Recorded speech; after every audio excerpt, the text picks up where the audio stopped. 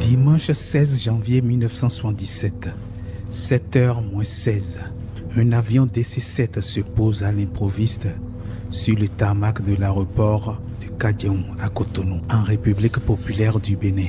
Bénin ou Dahomey, l'étiquette n'y change rien. 7h du matin, de l'avion au moteur encore vombissant, débarquent êtres humains et caisses mystérieuses. Des caisses dont le contenu sera découvert après, un armement de fort calibre et des documents fort calibrés.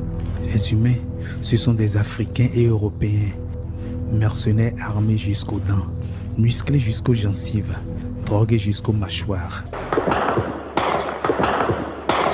Les premiers coups de feu retentissent, branle-bas de combat.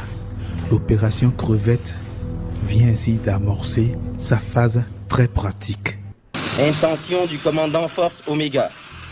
Contrer tous ses moyens sur la capitale Cotonou. Mission. Éliminer le régime actuel. Mettre en place l'équipe nouvelle, issue du Front de libération et de réhabilitation du Dahomey. Chef de l'opération, Gilbert Bourgeot, Henri Thomas, Saïd Mustapha Madjou, Moganga, une seule et même personne se cache derrière ces noms. Robert Denard, dit Bob. Un mercenaire français, impliqué dans de nombreux coups d'État en Afrique, souvent au service de la France post-coloniale. La guerre, c'est la guerre. Si tu tues pas, t'es mort. Ce célèbre baroudeur lance son commando de mercenaires sur les points névralgiques du pouvoir en place. Le camp militaire Guézo, situé en pleine ville, le palais de la Marina, résidence présidentielle, et la télévision nationale, au siège collé à la nouvelle maison de la radiodiffusion.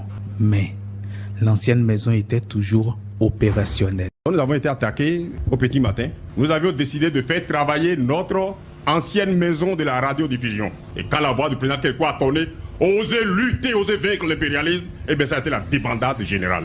Il nous passe d'où est partie la voix.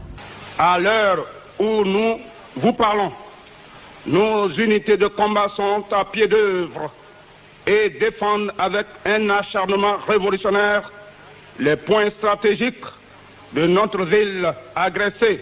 Premier facteur d'échec de l'attaque, l'appel vibrant lancé à la voix de la révolution par le grand camarade de lutte, le lieutenant-colonel Mathieu Kérékou, président de la République, chef de l'État, chef du GMR, gouvernement militaire révolutionnaire, qui a poussé à la riposte populaire. Deuxième vecteur de chute pour l'assaut, les civils armés de coupe-coupe, de machettes, de roues, de haches ou de pioches, sortis de leur